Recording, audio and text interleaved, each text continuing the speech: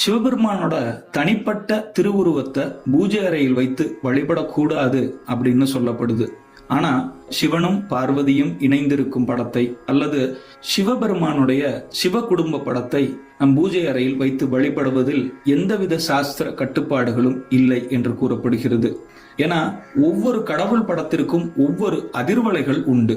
அதனாலதான் விக்கிரகங்களுக்கு அதிகமான அதிர்வலைகள் இருக்கும். இதன் காரணமாகத்தான் விக்கிரகங்களை நம்ம வீட்டுல வச்சிருந்தோம்னா கட்டாயம் அதற்குண்டான அபிஷேகத்தை நாம் கண்டிப்பாக செய்ய வேண்டும் என்று கூறப்படுகிறது. அப்படி அபிஷேகம் உங்களால செய்ய முடியல அப்படின்னா கண்டிப்பாக விக்கிரகங்களை உங்க வீட்டுல வச்சிருக்க கூடாது.